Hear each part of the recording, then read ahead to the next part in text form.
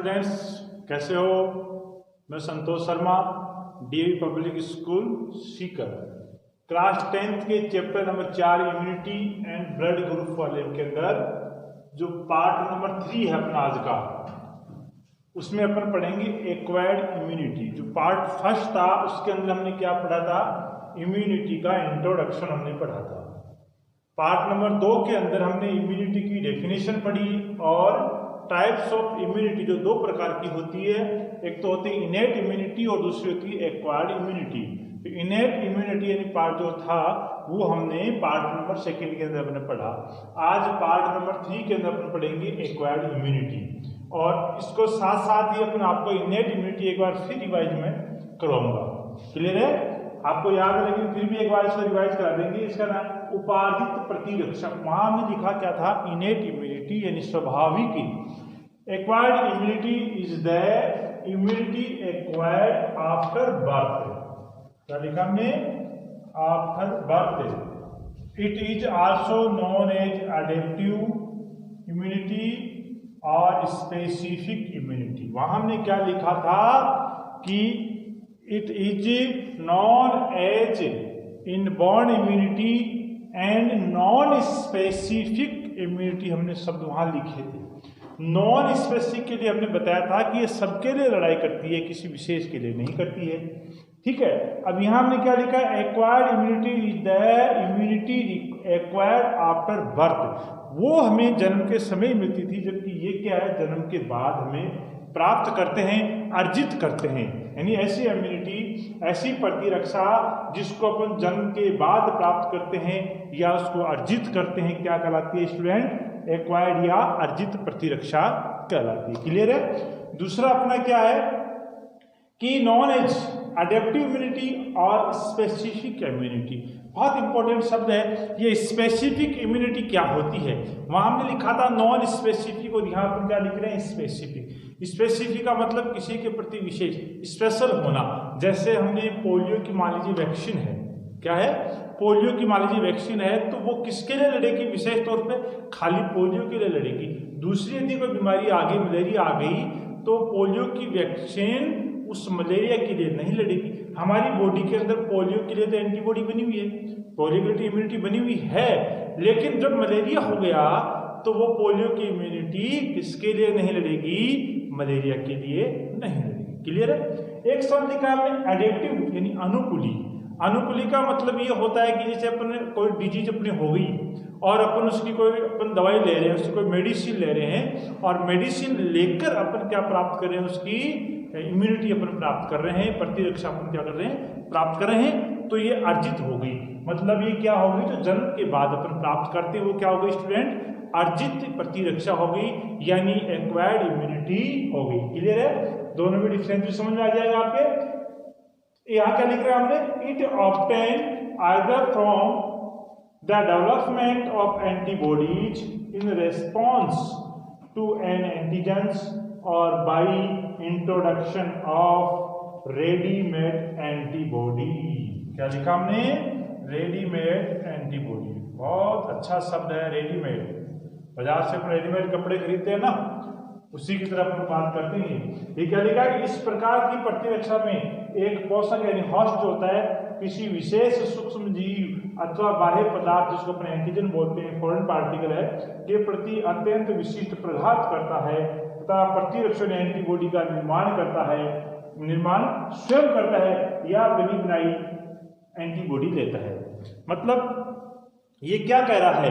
ये कह रहा है कि जब कोई हमारे पास डिजीज हो गई, हमने उसके प्रति कोई दवाई ली, ठीक है, तो एक तो होता है कि जैसे हमारी बॉडी के अंदर जैसे कोई फॉरेन पार्टिकल बनने के साथ ही हमारी बॉडी के अंदर ऐसी कोई एंटीबॉडी बन गई जो उसको लड़ने की क्षमता उसके अंदर होती है। क्या कर रहा है वो? कोई फॉरेन पार्टिकल अपनी बॉडी के अंदर एंटर हुआ, पैथोजेंस हुआ या रोग कारक एंटर हुआ, एंटर होने के साथ ही जैसे उसको क्या बन जाएगी? अपने पास एंटीबॉडी का निर्माण अपनी बॉडी ने स्वयं उसने कर लिया। दूसरा क्या कर रहा है? या बनी बनाई यानी रेडीमेड एंटीबॉडी भी लेते हैं अपन। रेडीमेड एंटीबॉडी मतलब वन टाइम, पोस्टर क्या लिखा है? One time. ये वन टाइम ही काम करती है। रेडीमेड जो होती है वो वन टाइम काम करती है, अपने को डिजीज हो गई, डॉक्टर के पास गए, डॉक्टर ने हमें क्या करी, दवाई दे दी और अपने क्या हो गए, ठीक हो गए। तो वो उसी समय, ऐसा नहीं है कि जब वो दोबारा बीमारी होगी तो हमने तो एक बार दवाई ले रखी है साहब, हमने तो पोलियो की दवाई ले रखी है, हमारे पास कोई डिजीज नहीं होगी। नहीं भैया, ऐसा कुछ नहीं है। स्पेसिफिक का मतलब है वो एक किसी रोग के लिए विशेषिक होती है। पोलियो की वैक्सीन है हमारे पास, पोलियो की एंटीबॉडी हमारी बॉडी के अंदर बन चुकी है, तो पोलियो का ही कार्य करेगी। ऐसा नहीं है कि अपने बिल्कुल स्वतंत्र हो गए कि साहब हमारे तो पोलियो की वैक्सीन ले रखी है, मलेरिया क्या बिगाड़ देगी हमारा? भैया मलेरिया बिगाड़ देगी, जो बिगाड़ेगी वो बिगाड़ देगी, इसलिए आप इस तरीके से नहीं रहें। दूसरा तरीका, बनी बनाई, मतलब ये वन टाइम काम करती है। हम डॉक्टर के पास गए, डॉक्टर ने हमें कोई मेडिसिन दी और हम क्या हो गए, ठीक हो गए, यानी हमारी बॉडी के अंदर एंटीबॉडी बन गई और जो एंटीजेंस आए थे उसको क्या कर दिया, खत्म कर दिया, उसके ग्रोथ को रोक दिया और हम क्या हो गए, स्वस्थ हो गए। यानी वो एंटीबॉडी क्या थी स्टूडेंट, वन टाइम थी। क्लियर है? तो क्या है, इस प्रकार की प्रतिरक्षा में एक पोषक जो होता है, विशेष सूक्ष्म जीव होता है, बाह्य पदार्थ एंटीजन के प्रति अत्यंत विशिष्ट प्रघात करता है तथा प्रतिरक्षा यानी एंटीबॉडीज का निर्माण स्वयं करता है या बनी बनाई यानी वन टाइम प्रतिरक्षा वो लेता है। क्लियर? नेक्स्ट पॉइंट देखा, इट इज स्पेसिफिक इम्यूनिटी और it work against a specific micro organism और एंटीजन। बहुत इंपॉर्टेंट पॉइंट है, बार बार ये कह रहा हूं कि ये स्पेसिफिक होती है, स्पेसिफिक होती है। क्या है स्पेसिफिक? साफ साफ लिखा है, it is a specific immunity और it work against a specific micro organism या एंटीजन।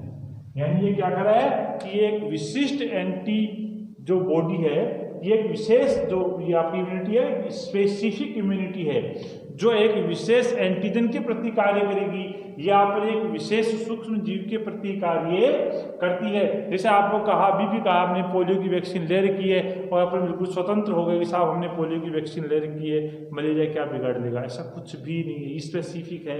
ये जो पोलियो की वैक्सीन है तो वो पोलियो के प्रति क्या करेगी, पोलियो की एंटीबॉडी बनाएगी, नहीं कि मलेरिया की बनाएगी, क्योंकि साफ साफ है ये स्पेसिफिक होती है। क्या है? स्पेसिफिक होती है, यानी स्पेसिफिक माइक्रो ऑर्गेनिज्म है या स्पेसिफिक एंटीजन है, उसी के प्रति क्या करती है स्टूडेंट, ये कार्य करती है। तो ये थी आपकी एक्वायर्ड यानी उपार्जित प्रतिरक्षा, जिसको अपन जन्म के बाद प्राप्त करते हैं और ये स्पेसिफिक होती है।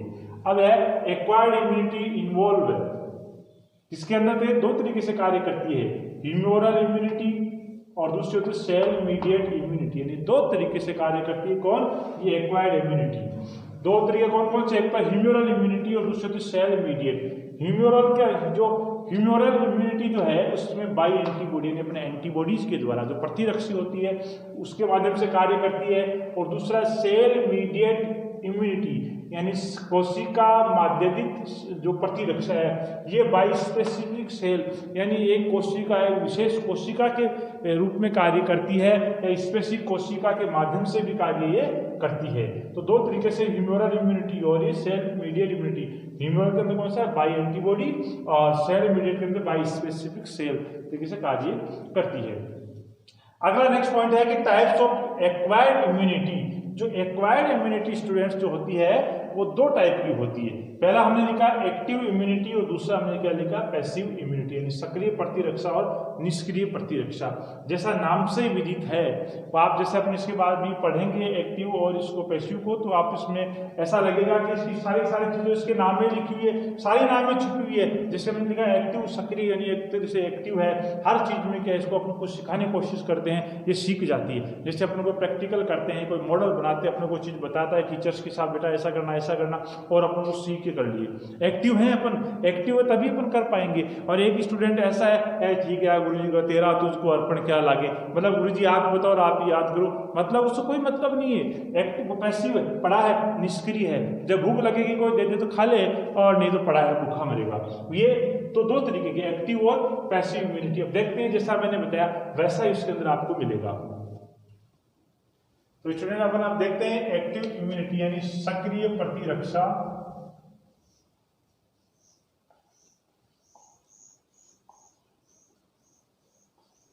और दूसरी अपनी है निष्क्रिय प्रतिरक्षा।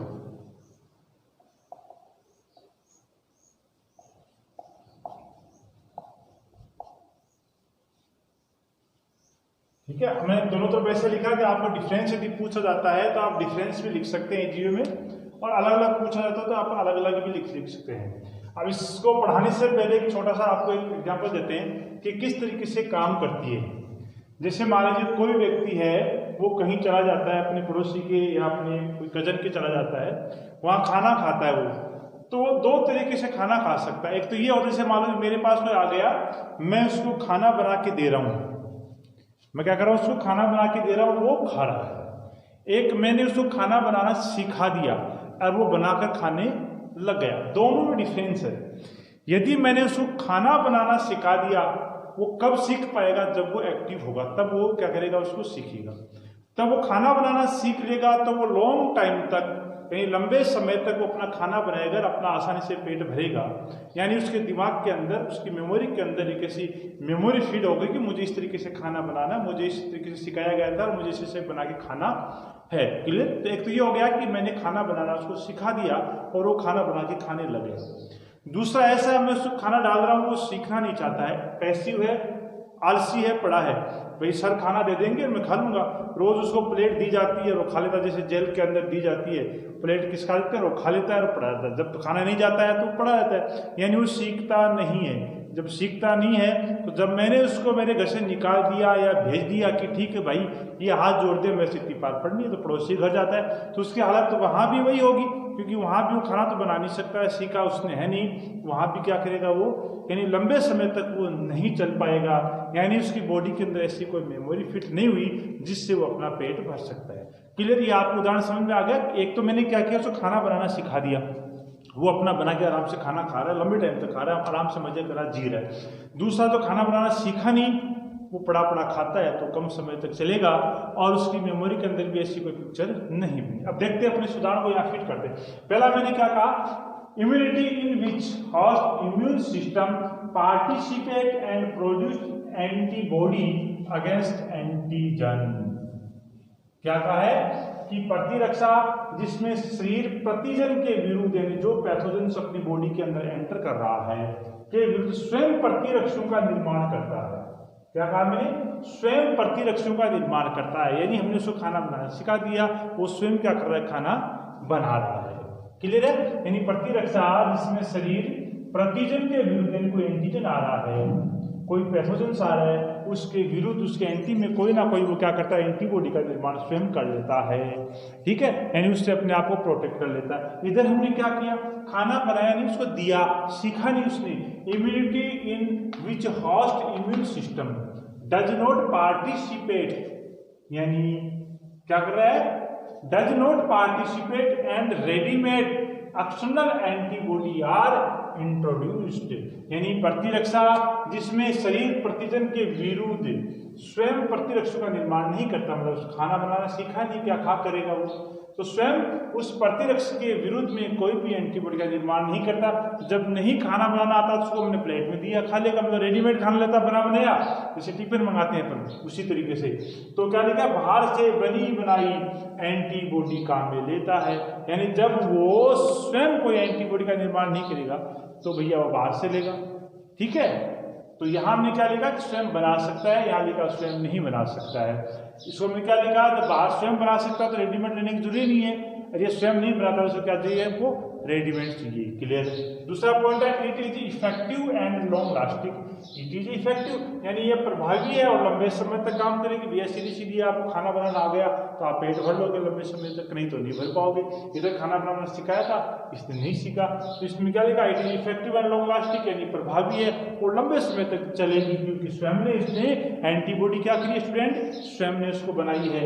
इट इज लेस इफेक्टिव यानी ये कम प्रभावी है, and work for short duration यानी ये कम समय तक ही चलेगा। जिसको खाना बनाना नहीं आता, रेडीमेड खाता हुआ क्या करता है, कम समय तक ही चल पाता है, उसको बाहर से लेना पड़ता है। इट इज लेस इफेक्टिव यानी कम प्रभावी, ये इट इज मोर इफेक्टिव है।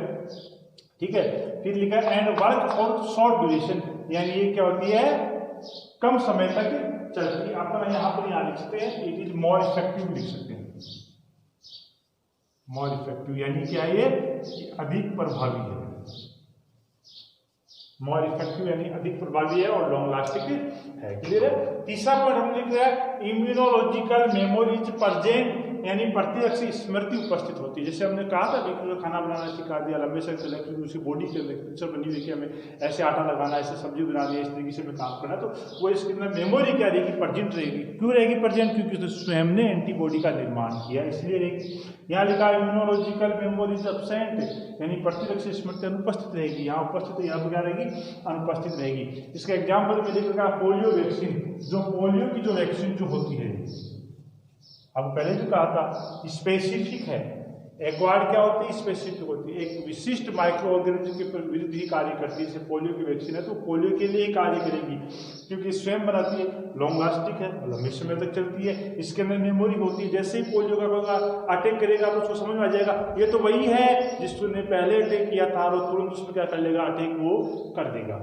इधर जो उदाहरण लिखा का है, एनी टैबलेट, यानी कोई भी टैबलेट जो अपन लेते हैं, जब अपने कोई भी किसी प्रकार की डिजीज होगी, अपने कोई भी टैबलेट लेते हैं, यानी रेडीमेड बनी बनाई, क्या लिखा हमने, रेडीमेड, यानी बाहर से बनी बनाई एंटीबॉडी अपन ले रहे, कोई टैबलेट अपन ले रहे, वो किसके अंदर आ रही है, पैसिव के अंदर आ रही है। हमने लिखा भी था वन टाइम, ये वन टाइम काम करती है।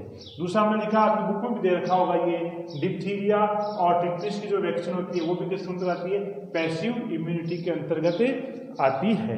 ये स्टूडेंट आपकी इम्यूनिटी और टाइप्स ऑफ इम्यूनिटी है, इसके अंदर आपको दोनों बता दिए, इनेट और एक्वायर्ड इम्यूनिटी। क्लियर है? अब यदि इसके अंदर कोई डाउट और क्वेरी हो तो आप इसके अंदर क्या कर सकते हैं, कमेंट्स बॉक्स में कमेंट्स कर सकते हैं। स्टूडेंट एक बात ध्यान रखना, जैसे मैंने भोजन का आपको एग्जांपल दिया कि इसको खाना बनाना सिखा दिया, कुछ स्टूडेंट्स क्या करते हैं, यही चीज बोर्ड की कॉपी के अंदर लिख के आते हैं, ये भैया आपके समझने के लिए है, जिसके थ्रू आप इसको थ्योरी को याद कर सकते हैं। इस तरीके से हमने समझाया था, नहीं कि आपको एग्जाम में लिखेगी भोजन बनाना सिखा दिया, इसका यहाँ पर कोई ताल्लुक नहीं है। ये केवल अपने समझने के हमने एक एग्जाम्पल दिया कि इस तरीके से उसको हमने यहाँ पर मैच कर दिया कि अपने वो एग्जाम्पल याद रहेगा तो अपन क्या करेंगे, इस थ्योरी को लिख सकते हैं।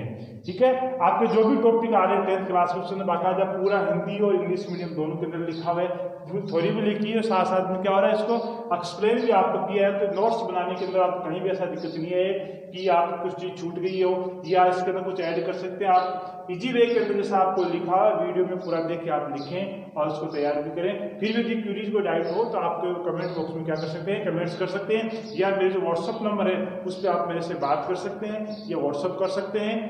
Thank you.